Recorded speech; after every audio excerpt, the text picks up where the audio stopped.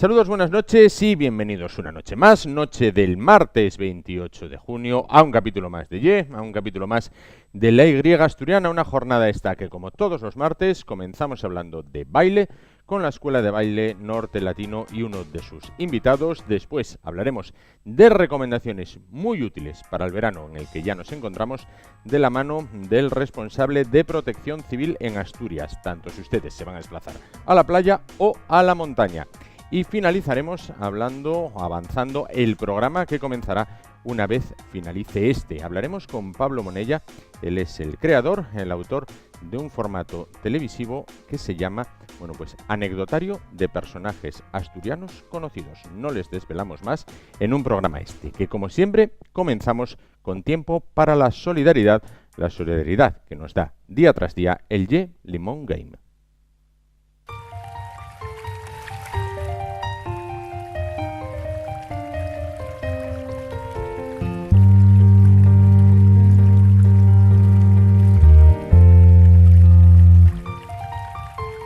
En el corazón de Asturias, Las Caldas Villatermal.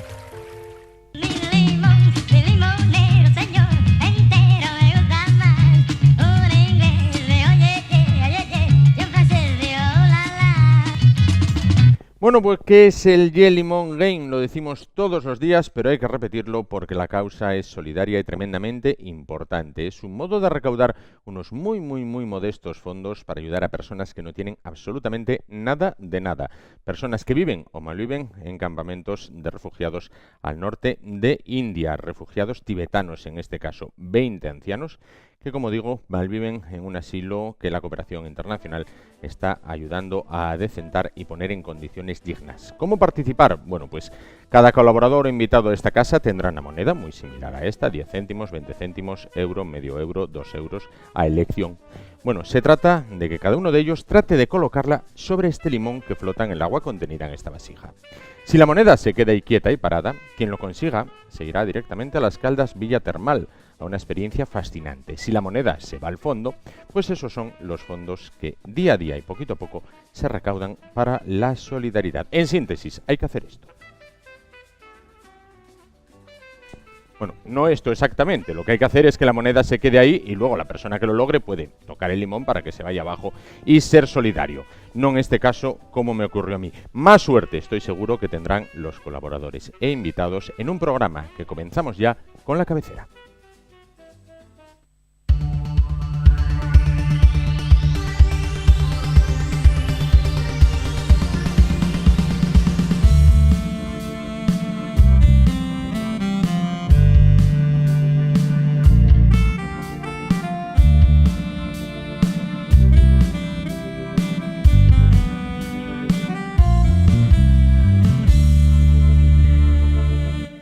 Bueno, pues ¿qué puede haber más típico en verano que el baile? Me dirán algunos, la playa, la montaña también, pero el baile, sobre todo en verano, es recomendable en todas las épocas del año, pero en verano parece que es cuando más lo practicamos en sus distintas modalidades. Es tiempo, por tanto, para hablar de baile con la Escuela de Baile Norte Latino. Siente el ritmo.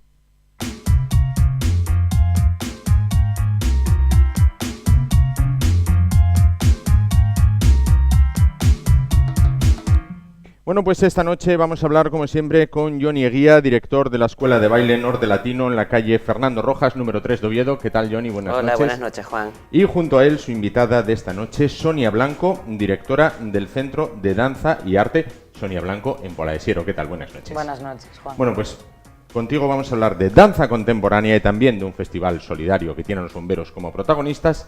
Con Johnny vamos a hablar de la salsa, que sigue teniendo un apéndice más. La salsa es como inagotable, y también del cha-cha-cha. Pero comenzamos por salsa puertorriqueña, de la cual vamos a ver unas imágenes. Vale, ya siguiendo nuestra aventura por el mundo esto de la salsa, el último de los ritmos lineales de salsa que nos faltaba es la salsa puertorriqueña. Es decir, sigue el mismo esquema de otras salsas anteriores como el mambo o New York, que se baila con la clave y el tumbao, pero en esta ocasión se divide como en... El mambo es más callejero y el puertorriqueño es como más de sabor. más de jugo. Es decir, en nuestro país o aquí en España concretamente hay muy pocos bailarines de salsa puertorriqueña. Es un tipo de salsa como muy minoritaria, pero realmente tiene una alegría y un sabor a la hora de bailar que realmente yo creo que es la gran desconocida. Ahí la tenemos en sí, imagen.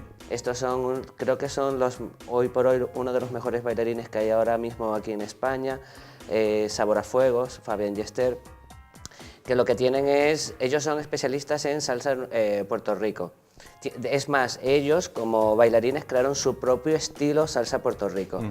De hecho lo llaman salsa Puerto Rico estilo Sabor a Fuego. Sí. Entonces es un estilo, en el fondo la gente, por ejemplo, una de las cosas que más escucha la gente es salsa Puerto Rico, el bailarín chico sale con su 2 adelante y el New York sale el 2 atrás. Pero no es del todo cierto ese concepto. Realmente el concepto real de salsa puertorriqueño es el sabor que le meten en la expresión corporal y en los movimientos amplios. No es que no sea difícil, porque es difícil también, pero no es tan compleja como el bailador de mambo, que realmente tiene una velocidad de brazos mucho más amplio. Aquí es mucho más rumbero, ¿vale? Yo cuando lo veo bailar, lo que primero me viene a la cabeza es sabor, el sabor. Entonces, no deja de ser otro estilo de salsa más, que en España, que yo me dé cuenta, hay muy pocos bailadores que pueden bailar salsa Puerto Rico. De hecho, estos son unos chicos que realmente tienen mucho tirón, no solamente por el estilo que tienen, que es la salsa puertorriqueña, sino luego por todos los conocimientos, digamos, de rumba, de ritmos un poco afrocubanos. Claro. Pero, Johnny, pienso, es más casi de exhibición que de practicar en un pub, por ejemplo, porque lo primero necesitas muchísimo espacio. Claro, te quedas solo en la pista. De hecho, pero claro, estamos hablando de que hay que saber diferenciar lo que es un baile de coreografía, que es lo que hacen ellos, luego un baile social. Es decir, claro, en un baile social no vas a ejecutar acrobáticos ni nada de este estilo. Aunque realmente la salsa puertorriqueña es un tipo de salsa que sí necesita mucho espacio. No es como a lo mejor el mambo o la salsa Los Ángeles, que se puede hacer en un espacio, o una bachata o una kizomba, que hacen en espacio muy reducido. Lo primero que hay que saber bien es diferenciar. Esto lo que estamos viendo es una coreografía, y en una coreografía lo que meten es los máximos de recursos para que sea llamativo. Luego a la hora de bailar social, a bailar de noche, por ejemplo en nuestra región, yo te puedo decir que no creo que haya nadie que baile salsa, ¿cómo se llama? En Puerto Rico. Claro. Entonces, pero sí no se ejecuta esta dificultad en la noche. Yo no veo a la gente haciendo acrobático en una discoteca de noche. No, por supuesto. Johnny, como profesional del tema del baile, ¿qué compenetración tiene que tener una pareja de baile como esta para ejecutar esos movimientos, yo creo, tan difíciles con esa perfección? Pues mira, esta pareja concretamente, además son un matrimonio, ellos dos, llevan muchos años y sobre todo yo creo que el truco está principalmente en la práctica. Es decir, tienes que tener unas cuantas horas al día de práctica. No es simplemente saber bailar y ya está, sino también lo que inviertes en tiempo. Yo creo que también influye mucho el rollo que se puede tener entre ellos. Sí. Cuando se hacen coreografías, muchas veces, cuando son parejas sentimentales, meten, digamos, conflictos que vienen desde afuera, ¿sabes? A lo mejor que vienen, pues, yo qué sé, hoy no fregaste los platos, no, porque tienes que recoger tú, y esos conflictos quedan un poco fuera. Estos son otros grandes del mundo de la salsa puertorriqueña, que son puertorriqueños, ellos se llaman Tito y Tamara. Ellos son bailarines de orquestas importantísimas, como el Gran Combo de Puerto Rico y Gilberto Santa Rosa, son sus bailarines estrellas. Son uno de los mayores bailarines internacionales que promueven lo que es la salsa Puerto Rico. Han ido, creo que a todos los continentes. Bueno, todos los continentes no, porque digamos en un país como la Antártica no creo que haya. No hay mucho de esto, ¿no? Pero sí han estado en muchos países intentando ver y conocer este tipo de salsa. Aquí se ve muy bien que el sabor que tienen es como muy... son movimientos sencillos realmente, no tienen grandes temas de dificultad, pero sí lo que tienen es un gran sabor. Bueno, no tiene dificultad para ti. Claro. Quizás para el común de los mortales tenga una dificultad extrema en este caso. Lo dice Johnny como profesional del baile. Bueno, el otro ritmo del que me ibas a hablar y del que antes a micro cerrado me contabas un poquito una historia que me parece fascinante, es el cha-cha-cha. Sí, realmente el cha-cha-cha, mira, es un ritmo, a mí personalmente es uno de los que más me gusta. Sí. Pero digamos que la gente no le ve, todavía como que no lo entiende. Ajá. Como pasa con todos los ritmos. Sí. Es decir, el cha-cha-cha es un ritmo de origen cubano, ajá, principalmente, pero digamos su origen real ha nacido de la experimentación de una persona, de un director de orquesta en los años 50 que se llama Enrique Jorrín, que en aquella época en Cuba se bailaba mucho un estilo que se llama el danzón, sí, que principalmente era tema de instrumentación, no había cantantes, y él fue experimentando, metiendo nuevas tendencias en ese ritmo como voces, y poco a poco fue llevando desde el danzón, por sus ganas de cambiar, sí, de experimentar, de innovar, fue llevando al origen de lo que es el cha-cha-cha. Al principio lo llamaba, esta nueva tendencia, este nuevo tipo de música, lo llamaba neodanzón, pero era un nombre que realmente no es atractivo. Y los bailadores de la época empezaron a darse cuenta, o sea, apareció primero la música y los bailadores se fueron adaptando a ese, sí, tipo de música. Y con el paso del tiempo se dieron cuenta de que hacían algo con los pies muy característicos en el medio. Es un ritmo que ahí en el medio hacen un movimiento de cha-cha-cha. Y los bailadores empezaron a darse cuenta que ese movimiento, que son 3 golpes, hacía una onomatopeya muy característica. Sí. Y poco a poco fue orientando a lo que hoy conocemos como el ritmo de cha-cha-cha. Claro, claro. ¿Muy extendido en la práctica común o solo para profesionales? Mira, es un ritmo que no se le da la importancia que se le debería de tener, y yo creo que principalmente por la falta de conocimiento. Hay muchas escuelas que, por ejemplo, estos son, una vez más, Sabor a Fuego, que son grandes bailarines de cha-cha-cha, pero en nuestra región sigue pasando lo mismo, no hay grandes bailadores de cha-cha-cha. Es más, cuando se baila cha-cha-cha, la gente lo baila desde el punto de vista un poco incorrecto, ¿vale? La gente sabe detectar lo que es un cha-cha-cha, pero no lo saben bailar correctamente. Claro. Y yo creo que es por esa dificultad de entender lo que están haciendo. Bueno, pues ya hemos conocido entonces la salsa puertorriqueña y lo que es el cha-cha-cha. Vamos a hablar a continuación con Sonia Blanco de danza contemporánea.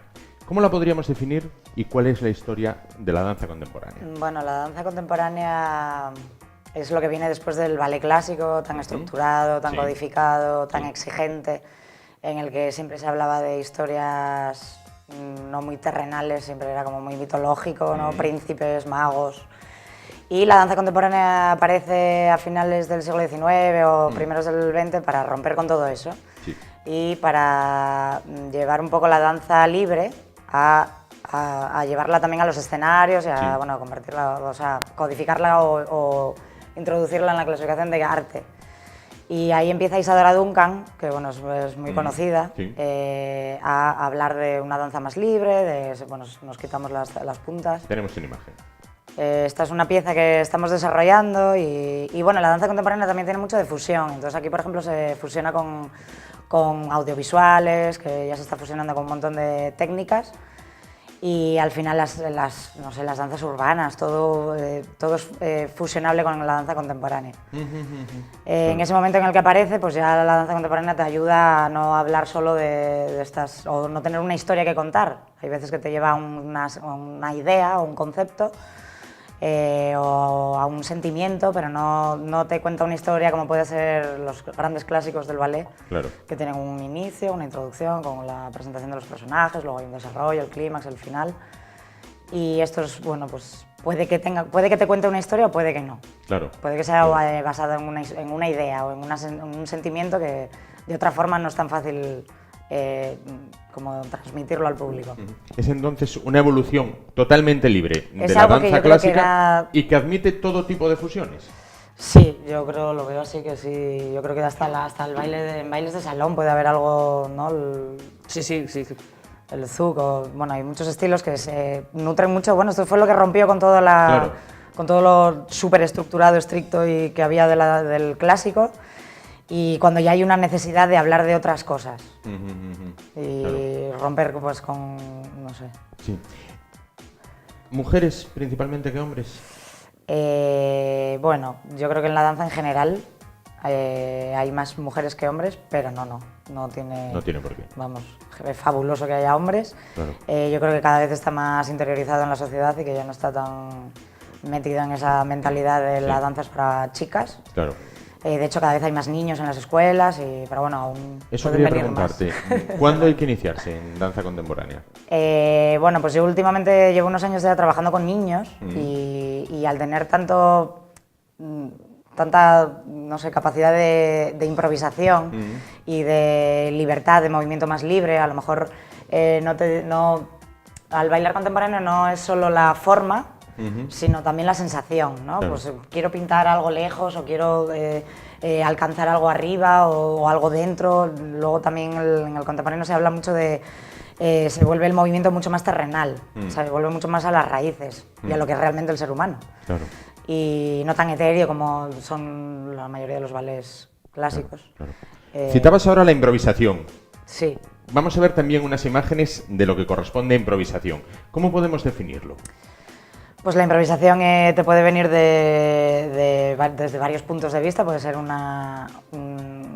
texto, puede ser una música, puede ser una idea. Este vídeo que estamos viendo ahora es un trabajo de improvisación que hicimos el año pasado para abrir la gala de fin de curso. Yo estaba leyendo un texto y a la vez hubo una proyección en el fondo y luego los bailarines pues iban dejando llevar por la música y por el texto que yo iba leyendo. Claro. ¿Lleva también un tanto de interpretación entonces? Tiene interpretación y es muy libre. Por ejemplo, hay gente aquí que no tiene ni idea, que no tiene conocimientos técnicos de danza, simplemente va y se mueve y quiere moverse y no está tan codificado ni es tan exigente. No es eso tan cierto porque al final sí que tiene una exigencia y es una dureza bastante importante, pero bueno, hay varios estilos de danza contemporánea y hay unos que son más exigentes, otros menos. Bueno, es súper amplio. De hecho, de hecho a mí me parece que la danza contemporánea es algo como muy personal. Más del individuo, de la sensación del individuo. Una misma pieza tú la puedes interpretar de una manera y yo la puedo interpretar de otra. Es algo como mucho más de sensaciones. Y es algo que creo que en muchos bailes eso se está perdiendo. Para mí es muy rico. Rompe entonces el corsé de la danza clásica, digamos. En su momento sí, porque era lo que pedía un poco la sociedad y la gente ya necesitaba como que hablar en otro idioma. Y la danza clásica pues se les quedó algo a ciertas personas, no... Porque bueno, con la danza clásica, pero como que es un poco obsoleto, ¿no? Que te quedas, es muy codificado, el movimiento es así, pero bueno, es muy riguroso. ¿Hay referentes nacionales e internacionales de intérpretes? Sí, hay un montón. Nacionales, bueno, pues está la compañía Carmen Werner, que creo que estuve aquí el fin de semana. Hay un montón de compañías, hay fusiones y está creciendo muchísimo, es muy amplio el abanico de oportunidades de poder disfrutar de la danza contemporánea y al haber tantos estilos, pues bueno, es como increíble. Luego hay compañías, incluso se van desarrollando técnicas nuevas. A otra compañía muy importante a nivel internacional es una israelí que se llama el Batsiba Dance Company, que ha desarrollado el Ohad Naharim, que es el coreógrafo y director de esa compañía, ha desarrollado una técnica que no reconocen como técnica, sino como un lenguaje, que es una forma de llevar el movimiento.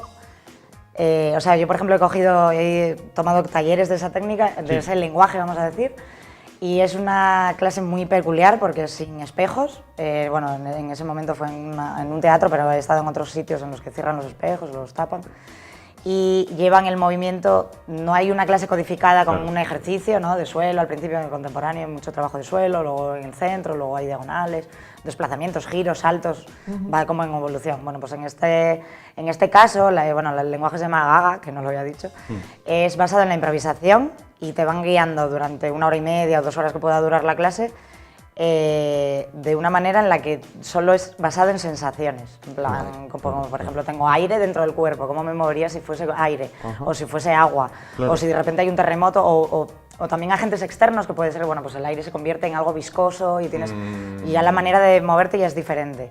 Y ahí entra mucho en la sensación personal de cada uno. Claro, como decía Johnny antes. Y a la hora de ir al teatro, para corroborar lo que, o sea, porque me parece muy importante lo que acabas de decir, es que el público, como público, también forma parte de la obra, porque al final, cuando te van a transmitir una idea o una sensación, tú vas al teatro, no te están contando una historia en la que puedes leer un guión, solo vas a interpretar lo que ves. Claro. Y no vas a interpretar lo mismo si vas un día en el que estás súper eufórico, acompañado con no sé quién, que otro día que estás más bajo, depende de la compañía, depende de un montón de cosas. Conocemos ya entonces danza contemporánea. Vamos a hablar de una cita para la que quedan muy poquitos días, que es, me corregís si lo digo mal, Congreso Solidario Siero Baila con Bomberos en Acción. Bueno, ¿en qué va a consistir?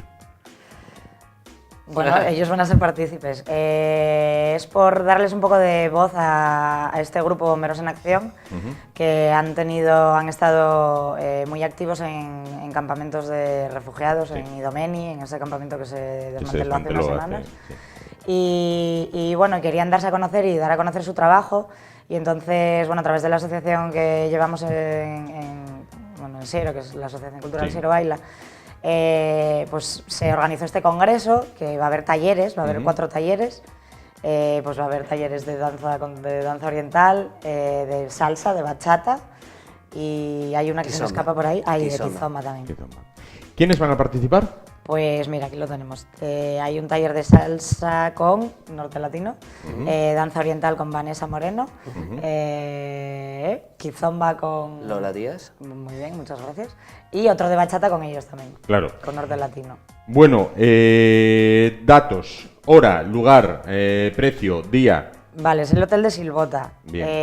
Estos talleres empiezan a las 3 y serán hasta las 7 de la tarde. Luego hay una cena, que la cena, no me sé el horario bien en realidad. A las 10 de la noche. Es a las 10 de la noche y luego hay un espectáculo que va a haber varias actuaciones, van a estar el Norte Latino, va a estar Flamenco Vivo, la Mafia del Suc, va a estar Golos Fellini también bailando algo de oriental. Y precio, pues si solo quieres ir a los talleres, serían 15 euros. Bien. La cena con espectáculo y baile serían 35 euros, solo espectáculo y baile 5 euros, y el full pass, que es para todo, son, no sé si dije 35 euros. 35, es eso. En este caso. Bueno, pues después de conocer la danza contemporánea y después de conocer este festival de bomberos solidarios, bueno, pues vamos a animar a nuestros 2 invitados de esta noche a que sean solidarios también y que prueben con el juego de limón. Vamos a comenzar por Sonia. Bueno. Vamos allá. Abajo en este caso, anduvo cerca. Vamos con Johnny. Vamos a ver ya. Ahí va, vamos allá.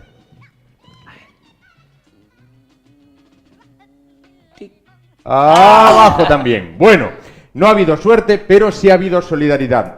Sonia, Johnny, muchísimas gracias por estar con nosotros esta noche, por ser solidarios y por acercarnos lo que es este festival, lo que es la danza contemporánea, la salsa puertorriqueña y el cha-cha-cha. Muchísimas gracias a los dos, muchísimas gracias Sonia, muchísimas gracias Johnny por darnos durante estos meses estos conocimientos teóricos que yo prometo por el verano tratar de poner en práctica. Otra cosa será el resultado y te comentaré cómo me ha ido en este caso. Muchísimas gracias. Gracias, un placer. Y nosotros nos vamos ahora a publicidad para continuar dentro de un momento hablando de temas que tienen que ver con el verano, si bien con recomendaciones. Tanto para la playa como para la montaña estará con nosotros en unos momentos el jefe o el responsable de Protección Civil en Asturias. Hasta ahora.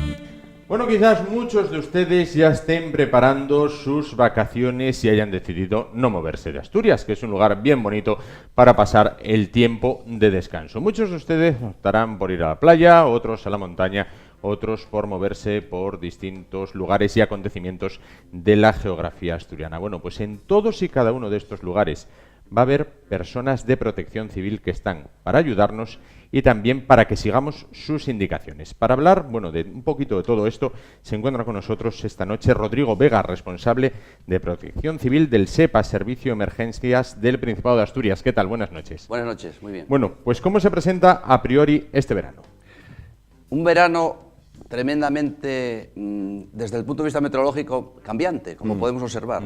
Tuvimos un invierno muy cálido, una primavera muy lluviosa y según los vaticinios meteorológicos nos indican que va a haber un verano no muy caluroso, pero un verano en Asturias totalmente apetecible y para disfrutar como ningún otro lugar de España y yo digo siempre del mundo. Claro, pero para disfrutar con precaución, con mucha precaución, sin hacer ninguna salvajada, ¿no? Bueno, ¿qué despliegue tienen ustedes previsto para este verano?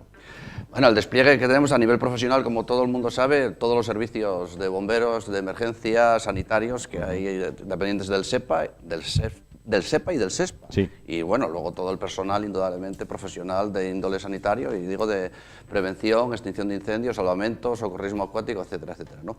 Concretamente, en el tema playas, tal vez sea por donde más nos interesa en estos momentos dilucidar, pues en Asturias contamos aproximadamente con unos 270 socorristas distribuidos en 77, 80 playas de todo el litoral asturiano. Sí. Aparte, el personal que Gijón, debido a sus características específicas, pues tiene también otra, no sé exactamente cuántos, pero muchos socorristas y que, bueno, indudablemente Gijón, debido a la cantidad de habitantes y afluencia que tiene, pues tiene su propio servicio de salvamento en playas. El resto de Asturias está mediante cobertura municipal y del propio Principado de Asturias colaborando en todo el tema material, de embarcaciones, de motos acuáticas, de vestuario y de colaboración indudablemente técnica. Claro. En el tema de la playa, vamos a ahondar en ello. Hay que seguir las recomendaciones de los socorristas y no es la playa el sitio para hacerse el héroe, ¿no? Indudablemente. De hecho, muchos años, desgraciadamente, en Asturias, bueno, aguantamos bastante, ¿no? El tema de fallecidos o de ahogados, ¿no? Pero cada vez, desgraciadamente, hay más problemática de índole de salud en las propias playas, derivado de muchos factores, ¿no? Pero hay que, por esto, tener mucha precaución y atender siempre a las normas que el propio socorrista que haya en la playa nos dicten. Y indudablemente hay que empezar por un lugar. Nosotros llegamos a la playa casi siempre en coche. Pues una primera medida, ¿cuál sería? Dejar siempre, que a veces no nos ocurre, el vehículo bien estacionado para evitar que si hay que actuar con un vehículo de emergencia pueda salir y entrar de manera rápida y sin ningún tipo de obstáculo. Esa es la primera medida. Llegamos a la playa y lo primero que tenemos que ver es también si hay socorrismo y si hay socorrismo, ¿qué bandera nos encontramos, ¿no? Y indudablemente observar el medio. La playa es un sitio para disfrutar, para veranear, pero a la vez es un sitio en cierta medida hostil, ¿eh? Si nos encontramos con una playa movida, con unas aguas movidas, pues indudablemente si hay socorristas, ir a la socorrista y preguntarle en qué situación nos encontramos, indudablemente si hay bandera, atender la bandera, y si vamos a unas playas, que en Asturias hay muchas playas sin socorrista porque no podemos atender todos los servicios, pues indudablemente ver dónde vamos y situarnos y pensar qué es lo que nos puede ocurrir antes de entrar sin ningún tipo de precaución o prevención al agua, ¿no? Claro, y tener sentido común. Bueno, yo siempre digo eso, pero pasa que ahora intento no me repetir muchas veces, ¿no? Pero yo digo, es que el sentido común es fundamental. Y la mejor forma de adquirir un sentido común es saber los riesgos a los que nos sometemos mediante el conocimiento de los mismos. ¿Qué riesgo tenemos en la playa? Bueno, pues indudablemente las marejadas, el viento, las resacas, el excesivo sol. Sí, también. Es decir, también. muchos factores. Claro. Vamos a suponer que optamos por ir a la montaña. Hay que también saber dónde estamos y qué es lo que vamos a hacer. Yo ahí digo, como todo el mundo sabe, lo primero es prever las condiciones meteorológicas, atmosféricas que nos podemos encontrar ese día que vamos, o incluso esa semana. Hoy tenemos unas predicciones meteorológicas muy buenas, ¿no? En diferentes medios. Por lo tanto, lo primero es saber. Luego, intentar no ir nunca solo a la montaña. Indudablemente llevar siempre ropa adecuada, bebida, alimento. No nos fiar nunca del buen tiempo.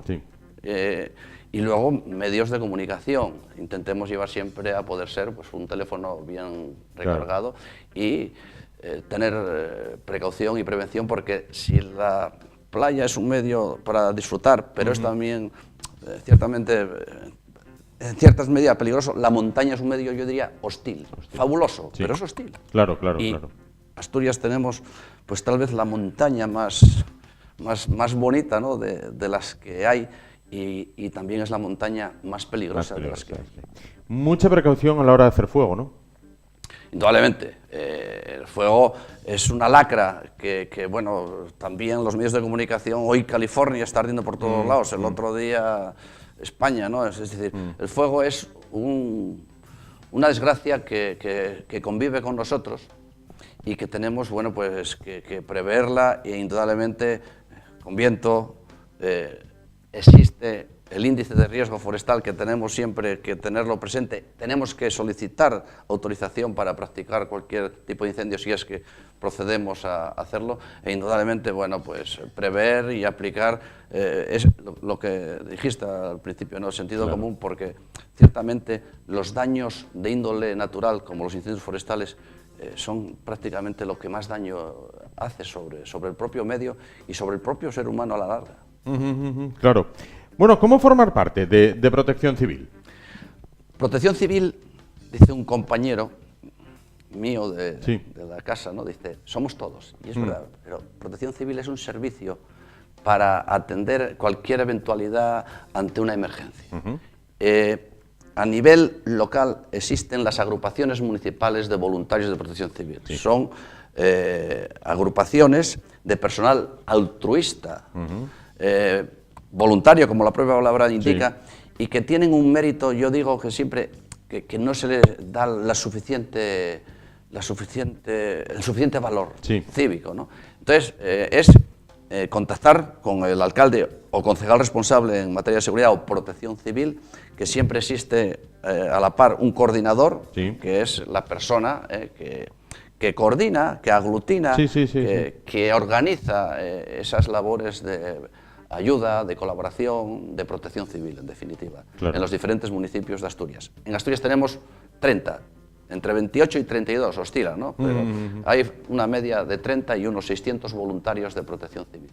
Que echan el resto todos los días y también los días especiales. ¿Cuáles son esos días, digamos, que ustedes ya tienen marcados en el calendario, por ejemplo, para este verano, donde dicen, cuidado, en esta fecha, ojo? Cada vez más los ayuntamientos y por ende los que organizan fiestas tienen una obligación, que es de hacer lo que llamamos nosotros el plan de autoprotección o plan de emergencia, ¿no? Por si ocurre algo, analizando los riesgos y tal. Entonces, todas las fiestas en Asturias pues tienen ese plan de autoprotección. ¿Y por dónde empezamos? Bueno, pues es que aquí tenemos, la más famosa es las piraguas, pero tenemos el Carmín, tenemos el Carmen de Cangas de Narcea, tenemos el Xirigüelu, tenemos el Festival de la Sidra de Návat, en fin. Por fiestas no queda, ¿vale? El descenso de la todas y cada una de esas fiestas estamos preparados para, en cualquier momento del evento en sí, día, noche, tarde, mañana, tarde y noche, para actuar en caso de cualquier eventualidad o emergencia que se produjera en ella. Y todas ante todas estamos pendientes por si ocurre algo, ¿no?, aparte de todos los servicios profesionales. Claro. Hay que dejar también, creo, meridianamente clara una cosa a la gente que nos esté viendo. Cuando ocurre, bueno, pues Dios no lo quiera, una desgracia, o cuando hay una emergencia, en este caso, a las personas de protección civil hay que hacerles tanto caso como la benemérita. Quiero decir, en las indicaciones que realizan en cuanto a desvío de vehículos, en cuanto a dejar un paso libre. Es decir, es como si fuera un agente de la Guardia Civil. Yo diría, y que me disculpen, ¿no?, las fuerzas y cuerpos de seguridad del Estado, yo diría que incluso más. ¿Pero por qué? Más no porque tengan más autoridad, no. Porque las fuerzas y cuerpos de seguridad del Estado, las policías locales, ya de por sí tienen su autoridad, ¿no? Y somos, si cabe, más... les tenemos más respeto, más miedo. Y a los voluntarios decimos, no, pues al voluntario más. Pero por esa labor de voluntariedad y de que están formados y de que cuando instruyen alguna directriz es para favorecer la seguridad, para ayudar a la población. Hagámosles caso, pero vamos, sin lugar a duda. Para finalizar, ¿cómo ponerse en contacto con ustedes de manera rápida, de manera directa?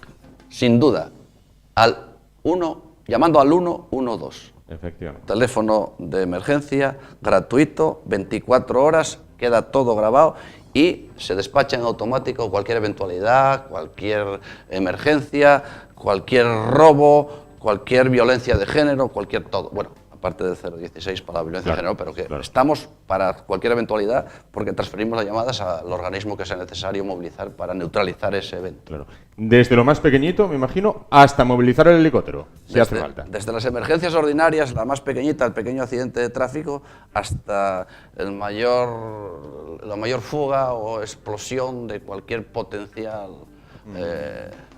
industria o cualquier accidente de emergencias peligrosas o cualquier incendio urbano, cualquier incendio rural, cualquier emergencia sanitaria, en fin, estamos preparados en Asturias para atender cualquier eventualidad que se nos venga en nuestra región. Pues perfecto, Rodrigo Vega, responsable de Protección Civil del SEPA, Servicio de Emergencias del Principado de Asturias.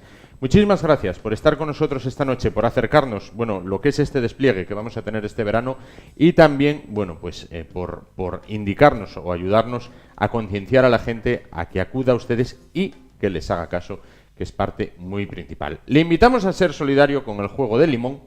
Vamos a ver cuál es la pericia de Rodrigo Vega a la hora de aterrizar una moneda sobre el limón flotante. Vamos allá. Vale, muy bien. A ver si hay suerte. Vamos allá. Es difícil, ¿eh? Sí. Yo ya advierto que tiene su dificultad. O sea, vamos a ponerla para Hay que buscar ahí ese punto único. ¡Ay! Al fondo, en este caso. Bueno, Rodrigo, muchísimas gracias por participar, por ser solidario y, como le decía, bueno, por darnos estas recomendaciones en las cuales, como usted bien decía, debe primar el sentido.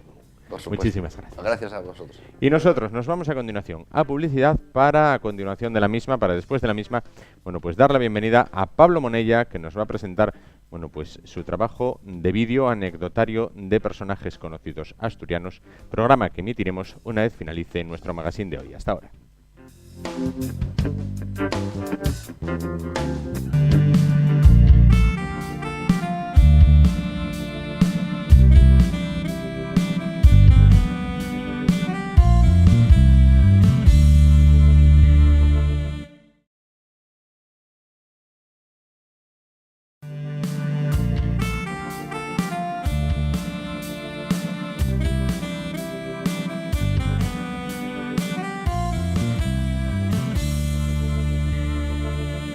Bueno, pues continuamos y lo hacemos hablando con un hombre gijonés, bueno, que es un enamorado del mundo de la imagen, del mundo audiovisual. Tal es así, bueno, pues que es autor de trabajos audiovisuales. Hablamos a continuación con Pablo Monella. ¿Qué tal? Buenas noches. Buenas noches. Enamorado del mundo audiovisual y también de los deportes. Sí, también. Todo sí, junto. sí. Buenas costumbres, entonces. Bueno, es autor de trabajos audiovisuales, entre ellos el anecdotario de personajes conocidos. Bueno, ¿qué nos podemos encontrar en anecdotario de personajes conocidos? Bueno, el anecdotario de personajes conocidos, que fue yo hice unos trabajos antiguamente con aquel 8 milímetros y Super 8 que existía, y luego pues lo que quise ver era que los diversos personajes de la vida pública asturiana, empresarios, expolíticos, profesionales diversos, etcétera, un total de 25, contaran una anécdota que les haya sucedido en su vida, que ellos consideren graciosa, imaginativa, chocante, que les haya impactado inclusive, y bueno, ante la cámara. Era una cosa que era difícil porque, claro, hay personas de distinto índole, está desde Gustavo Bueno hasta Kini, hasta el actor, varios actores, escritores, Pedro Morán, el del famoso Casa Gerardo, gente importante que bueno, era rogarles que trataran de descubrirse ante la cámara en una faceta completamente ajena a lo de ellos. Y no hubo ningún problema, hice 25 hombres y claro, yo no quería que se me tachara de machista. Y luego hice 25 mujeres, también escritoras como Carmen Gómez Ojea, como Cuca Alonso, actrices y presentadoras como Inés Paz, como esta chica que presenta, como vosotros sabéis, en la TPA, Beatriz Fernández, Blanca que es una escritora también, que escribe en el grupo del Comercio, en fin, gente de toda índole, sí, también con lo mismo. ¿Y esto cómo lo hice? Pues esto, figúrate que lo paradójico de ello es que lo hice con un simple teléfono móvil. ¿Todo con el móvil? Todo con un simple teléfono móvil. La gente decía, cuando yo les ponía, ahí digo, venga, esperar que voy a sacar el trípode. ¿Pero dónde lo tienes? ¿No lo trajiste? ¿Tienes que bajar por él al coche? No, espera. Y sacaba una carterita y el trípode era estos dos aspectos que tenemos en el salón para sostener una plaquita, una placa que nos regalan de un recuerdo tal. Eso, ahí colocaba el móvil y ahí hablaban. Y yo que quería demostrar, como te decía antes, que un móvil sirve para algo más que complicar la vida a nuestros jóvenes e inclusive a muchos mayores. A muchos. Y demostrar que eso. Y no era un móvil, porque esto ya fue hecho en el año 2014, 2013, 2014. No era un móvil de estos de última generación, que sabes que cada vez viene más perfeccionado. Era un móvil de media generación.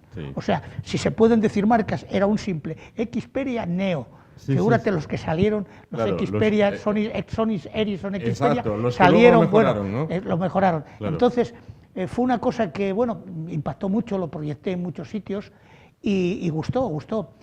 Y de esas 25 anécdotas de los hombres y las 25 de mujeres, a las personas que iban a presenciarlo, yo les decía que me dijeran cuáles eran las que más les había gustado. Que me dijeran 3 o 4 las que más les había gustado. Y luego lo que hice fue un conglomerado que yo denominé súper anecdotario, con una docena de hombres y una docena de mujeres, que fueron las que más gustaron, que las hay, pues bueno, buenísimas. Claro. ¿Qué anécdotas nos deja el anecdotario? Porque tiene que dejar alguna. Bueno, sí, podría contarte, bueno, para la gente aficionada al deporte, la de Kini. Claro. Kini es un cachondo mental. Kini es que tiene anécdotas para dar y tomar. La que a mí me cuenta es una que le hizo a un compañero Arredondo. Fueron a jugar un partido. Ya estaban, era un partido de viejas glorias, que iban por ahí, les llamaban a jugar partidos y tal. Fueron a jugar un partido que era benéfico, pero con el campo lleno y demás. Y lo que hizo fue en la bota de Redondo, cuando no se dio cuenta, le metió una cucharilla de café.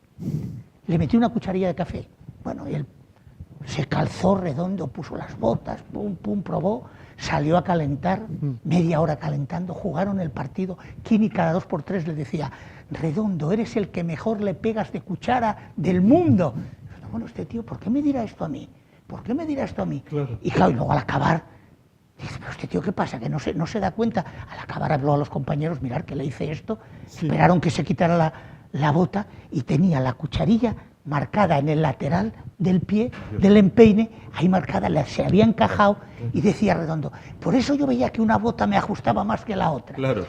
Luego hay otra muy famosa de una doctora de aquí de Oviedo, figúrate, que fue presidenta del Colegio de Médicos de Asturias, Carmen Rodríguez, efectivamente, la conoces, tiene un laboratorio clínico. Pues era cuando se empezaba a hacer los hombres la vasectomía para evitar las familias numerosas. Y los urólogos, una vez que los operaban, mandaban que hicieran un análisis de semen para ver si había resultado satisfactoria la operación. Entonces un día se presenta en su consulta un señor que le dice que se había hecho tal y que quería hacerse ese análisis. Le explica con todo lujo de detalles lo que tenía que hacer y tal, usted tiene que cogerse el semen, lo mete en este frasquito que no tal, no lo podía hacer ahora. Dice, sí, si usted quiere, le di las normas, pasó a un reservado y al acabar, bueno, me lo hizo. Digo, venga usted mañana que ya tenga donde los análisis. Al día siguiente cuando viene, el semen de este señor era totalmente productivo, era un semen completamente valioso. Entonces se lo dijo, mire, es que tiene que ir usted a ver a su urólogo porque a ver qué pasó. A ver qué pasa porque usted tiene el semen, no ha dado, la operación no ha resultado.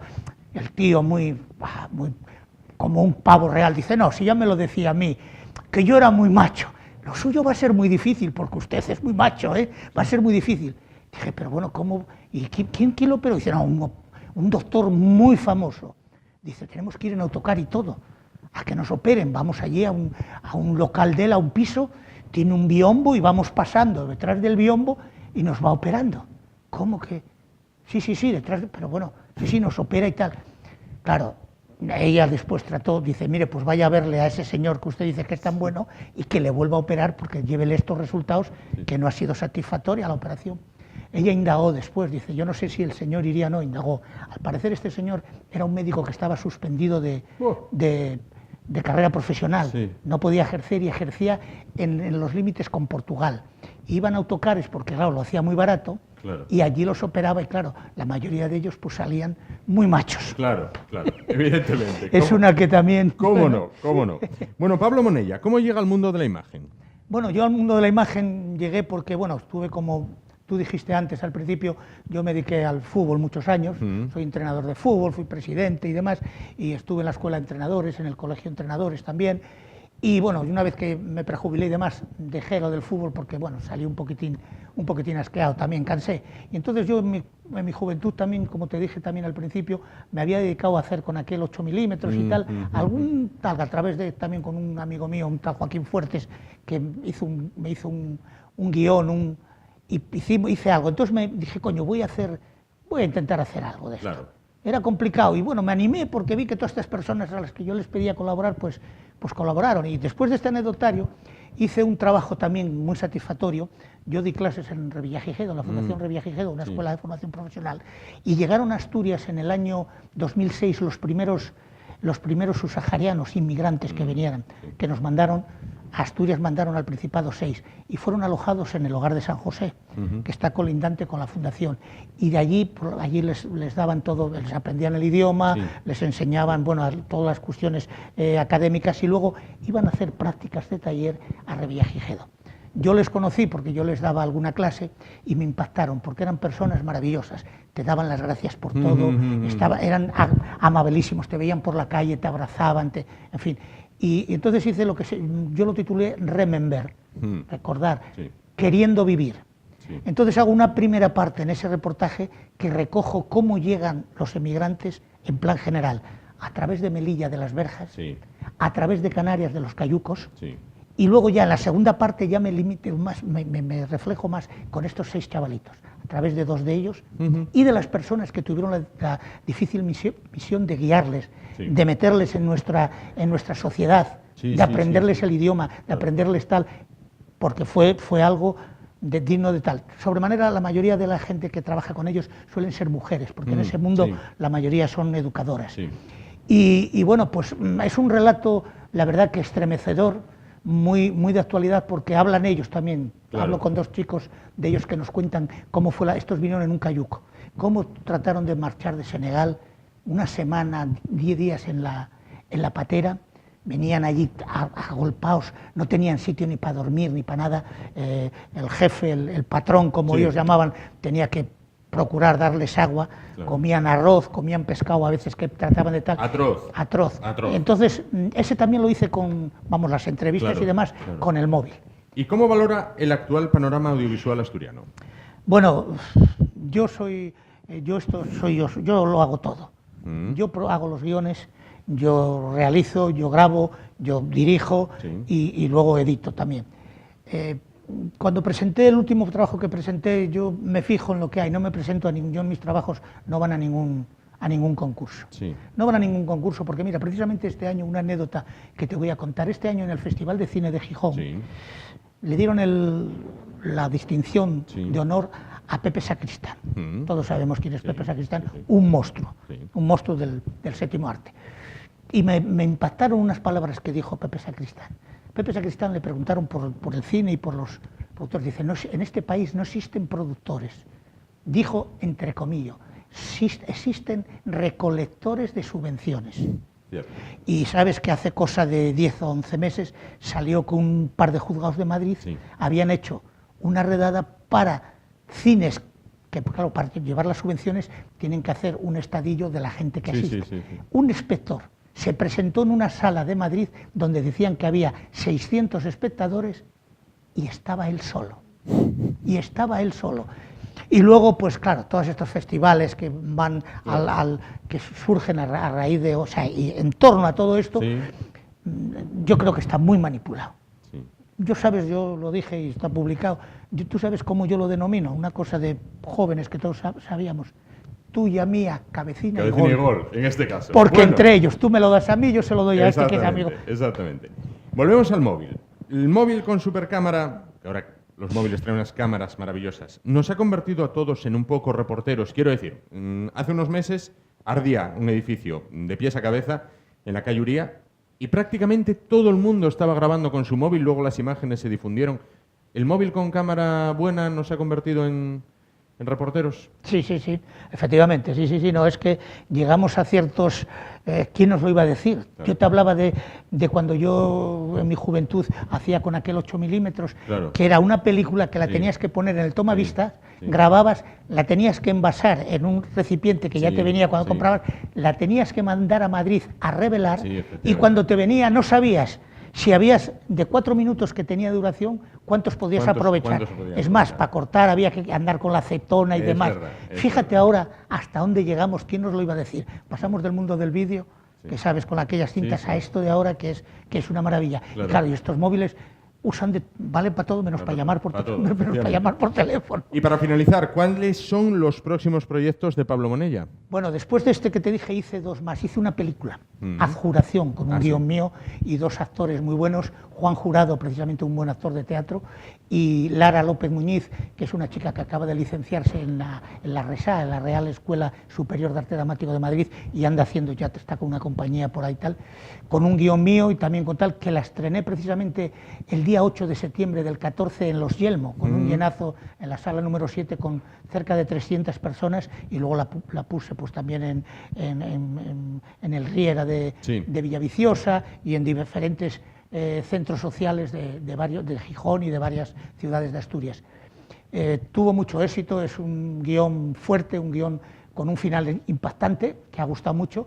Y el último que hice ya el año pasado, porque hago uno por año, fue Gijón del alma, del Gijón de los ancestros al Gijón actual. Y es una visión del Gijón, es un paseo cinematográfico por Gijón, por muchas zonas que pasamos por ellas y que no nos fijamos, como puede pasar por Oviedo y demás.